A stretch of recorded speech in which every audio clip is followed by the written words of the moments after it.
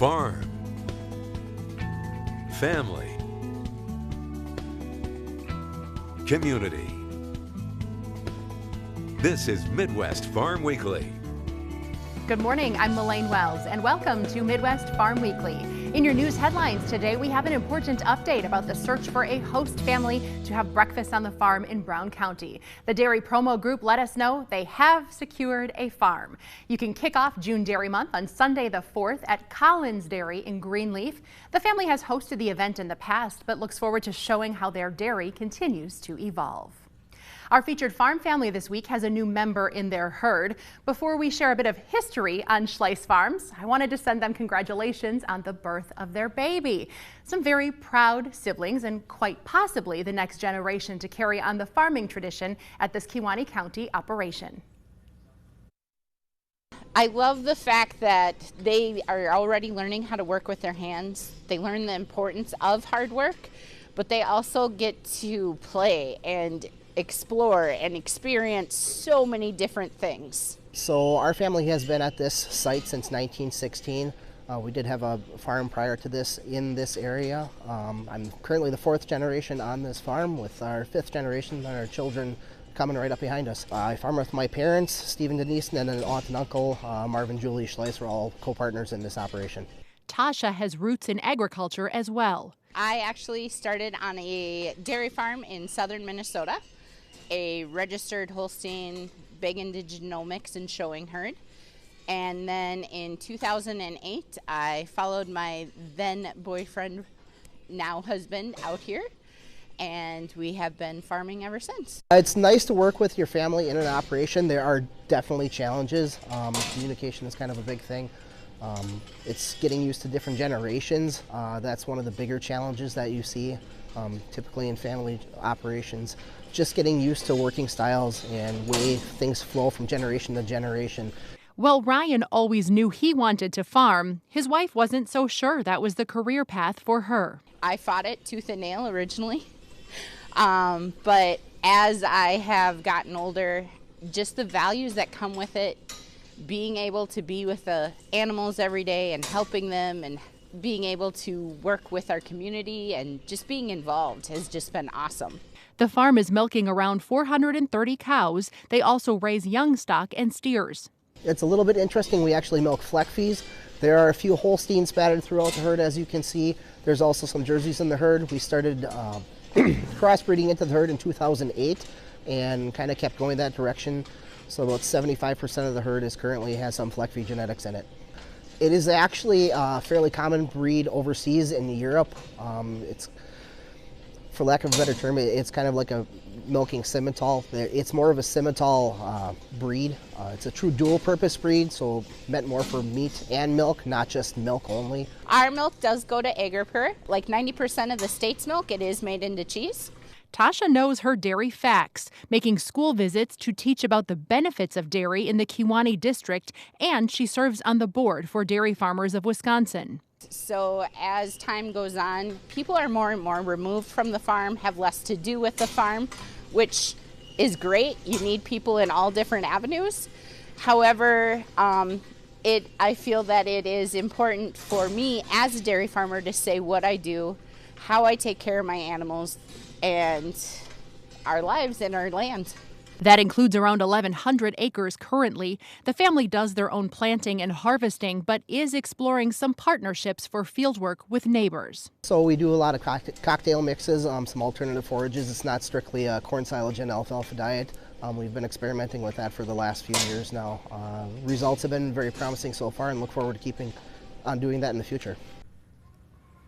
The weather has improved a bit since I shot the video for that story. People can get a first-hand look at where their food comes from during an annual Meet Your Local Farmer event. It's coming up on April 22nd. Clara Hedrick is here with the details. Good morning to you. Good morning. Clara, how did this event get started? What was the need for it?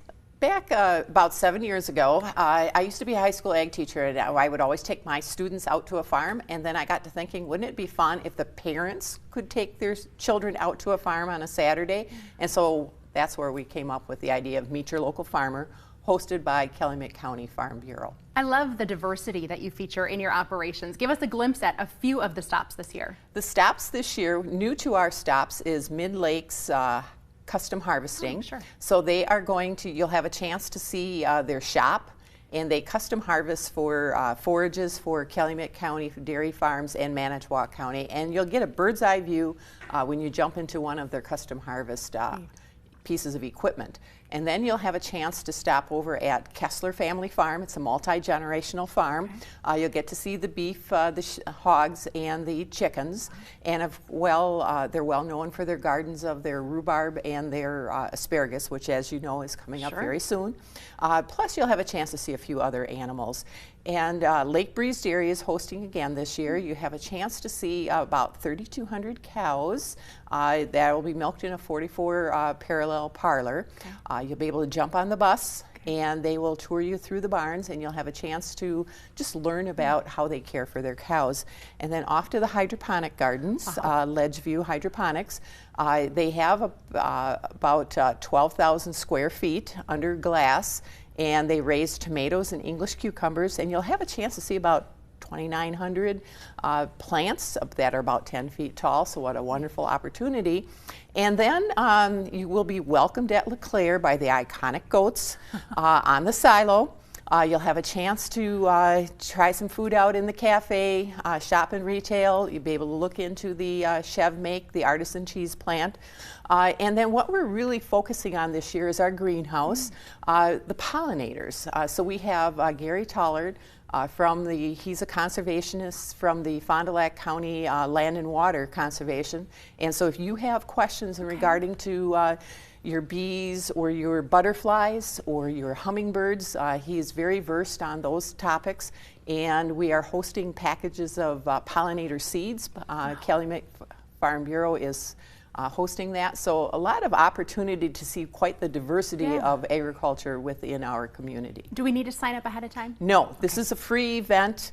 We want you just to come when you can. It starts at 10 a.m. in the morning on April 22nd and is finished at 3 o'clock in the afternoon. You can go to as many farms as you'd like on your own schedule. And so we're very thankful for our 5 host farms. Well, we will have the addresses for those host farms on our website. That's wearegreenbay.com. Congratulations on this event. Thank you.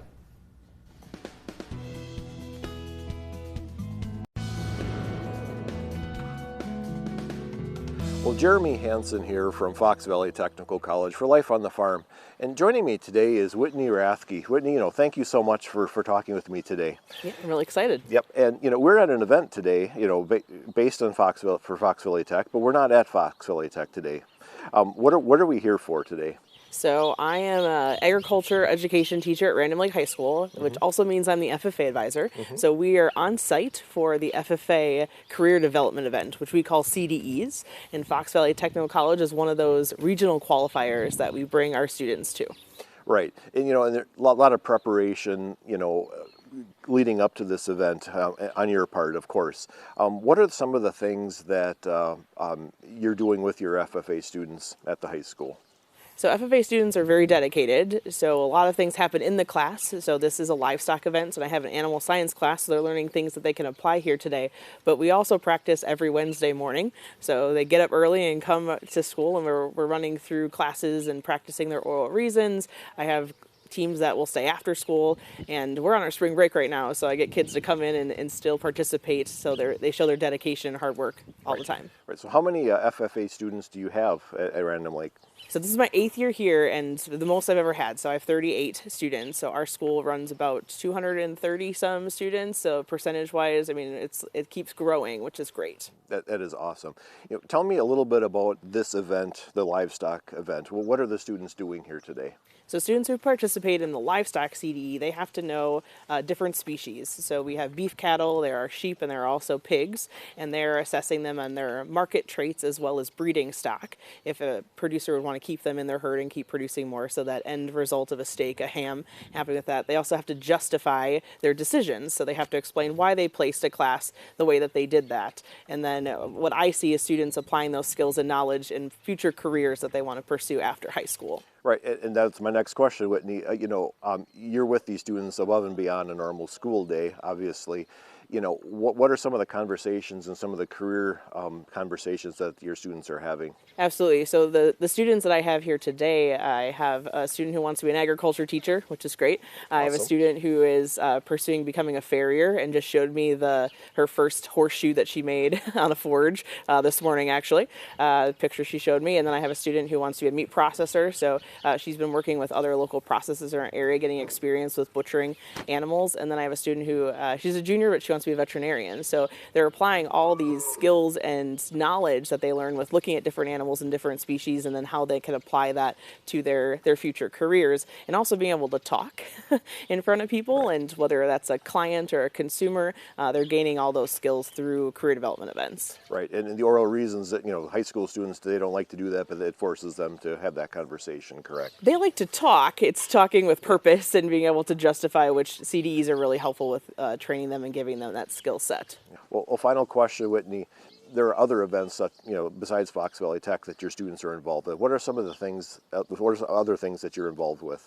I feel like agriculture teachers were always up to something with our students, and coming up on Monday, I have students who are competing in the sectional leadership development events. So those focus on events that students do that work on their speaking abilities, that we were talking about the oral reasons, but I have students who are participating in parliamentary procedure team events and discussion meet, which is modeled after the Farm Bureau's discussion meet. I also have members who are working on their extemporaneous speaking skills. So those tend to be the students who like, no, maybe don't put a lot of planning into what they are doing, but then they sure look like they do when they're getting to showcase a topic that they get to talk about. Also members that participate in this event called Employment Skills. So they have to do a resume and a cover letter and then come in and do an interview and fill out a job application. So all those things in FFA that focus on premier leadership, personal growth, and career success. Well, Whitney, it was a pleasure talking with you today, and you and I are actually involved in this competition, so we'll get back to work here. So thank you so much for your time. Thank you. So for Life on the Farm, I'm Jeremy Hansen. Good morning, I'm Storm Team 5 meteorologist Alexis Staniak. As of Thursday, still quite a bit of snow on the ground further north of Green Bay. A lot of that had melted for us as of how warm it was this past week. But into this weekend and even into next week, it looks like still more snow is on the way in, a very heavy band just south of the Door Peninsula within this weekend's snowfall. The good news is we still stay a little bit warmer for your Saturday, 78 degrees, a bit of a cool down for Sunday. Then Monday, we're looking at moderate snow showers to come through, and then we do rebound in temperatures to more April-like, spring-like temperatures, 61 for Thursday, Friday 57, still mid to upper 50s by the end of next week. And so it's not too bad. We're more back to average temperature-wise, still warmer further to our south and even south and west, and cooler air off to our west and north. So for us, we're still average as well for precipitation over the next 8 to 14 days, above average for actually most of the country. A little bit of a below normal area over to the north and east, but for us here in Wisconsin, we're sitting right where we should be. It looks like quite a bit of rain to come through over the next 10 days, about 1.5 inches, closer to 2 inches by the time we wrap up those 10 days. Quite a bit of rain through Minneapolis, Omaha, even Chicago, even over to Bismarck. So we are starting to see that warming trend. It looks like we should be wrapping up with the snow here very shortly. We are well above where we should be sitting. Drought-wise, as of Thursday, we're about 3 inches above where we should be for this time of year, about 3 inches as well in Minneapolis. And they had quite a big drought come through over into the fall and even into the winter, about 1 inch above further south and west of our area. So overall, heading back into the rest of April, we see more average temperatures come through. Precipitation wise, we're back to average, so we are right where we should be sitting as we wrap up this month of April. Stay with us. More ag news coming up after the break. Farm families know that kids love to help around their operation, but safety is always important, even if those kids have grown up around the farm.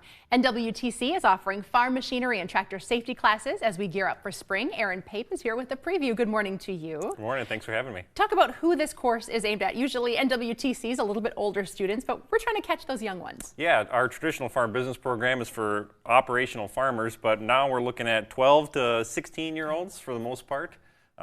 To operate a tractor on the road in Wisconsin, if you are under 16, you are supposed to have a tractor safety certificate or licensure that we provide. And so if you are 12 to 14 years old, you can drive on the road if you're working for your family's farm. Okay. If you're 14 or older, you can drive on the road for working for somebody else's farm. Okay. And so we're trying to get these kids the training they need to safely operate around other motorists on the roadways. Let's talk about some of the topics that you will cover. Well, tractor operations is obviously the main component of it. How to safely get on and off, how to safely operate, adjusting controls to fit their typically smaller statures. Sure. Knowing the rules of the roadway is a big one. Implements of husbandry, knowing what lights they are going to need, knowing how to safely make turns in and out of field drives. That's the most dangerous thing that farms do, is drive in and out from the road and onto the road and off the road. We also cover different things like first aid in case somebody gets injured on the job, fire safety. Almost every year, one of the farms I work with, there's a combine or chopper that goes up in smoke, so fire safety is a big focus that we do as well with them. So, as well as just general farm safety things like working safely around animals. Grain and manure storage, there are dangers that are associated with those. So we try to cover a wide gamut of different farm safety topics, but the core of it, of course, is that tractor operation. In addition to the legal requirements, why do you encourage even those youngsters who have been living and breathing farming every day to make sure that they attend a course like this? Yeah, it's a challenge sometimes having a 12-year-old that has been around equipment their whole life show up and you tell them that something that they're doing on their home farm is maybe not the safest thing. But you know, honestly, some of that complacency that gets built into our daily lives living and working on the farm, we maybe don't think twice about stuff that we probably should. And so even if those kids have been around equipment their whole life, there's still things that they need to know to be safe. And I really encourage folks who are not part of farm families, they definitely should be doing this. You know, I didn't grow up on a farm myself. And so we need to get those young kids onto the farms. Working for their neighbors and their friends in the summertime is a fantastic experience. And so for them to be able to know how to operate that equipment safely is really important. So you don't have to grow up on a farm in order to take the tractor safety course. If you think you might, your kids might be taking or using a tractor at some point, sign them up. There are courses being offered in a number of local communities this spring and summer. It's best to call to register. That number is in the Midwest Farm section of wearegreenbay.com. She is one of the final 6 vying for the title of Alice in Dairyland. Today we get to know Jody Weiland of Neenah. Good morning to you. Good morning. Congratulations. What an exciting process. Thank you. It has been very exhilarating this whole past few weeks and the upcoming weeks. What a role you've been preparing for your whole life, no doubt. Give me a little background in your involvement in agriculture. I actually grew up on one of Wisconsin's 6,000 dairy farms, and that's where my passion for agriculture started. And that's where I started to dive into sharing my farm story. And from there, I took on some leadership positions in FFA or local youth programs in Winnebago County, which has really inspired me to continue to pursue my interest in agriculture communications, which is why I applied for the 76 Alice in Dairyland. Yeah, it looks like you had a chance to represent your local fair as well. Yeah, yep. I served as Winnebago County Fairist just a couple years ago, and now I help out with that program here and there on the side. What is it about engaging with the public that you find rewarding when it comes to agriculture? It is so rewarding to be able to watch the public feel and understand the stories and the lifestyles that our Wisconsin producers put into their operations. Whether it's a dairy farm in America's Dairyland or a ginseng or cranberry operation. The great diversity of Wisconsin agriculture has so much story to tell with our consumers, and to be able to share that with youth all the way up to whatever age, it is a great experience and a memory that you just can't forget. Talk about interacting with Alice as you grew up and now potentially being able to represent that position. Yeah, so as I grew up, as I was sharing, I talked about my farm story. And one thing that I have taken over recently in Winnebago County is coordinating a program called Miss Rural Winnebago. And in this program, I work with youth in Winnebago County to promote the rural areas or the rural aspects in the agricultural community within Winnebago County.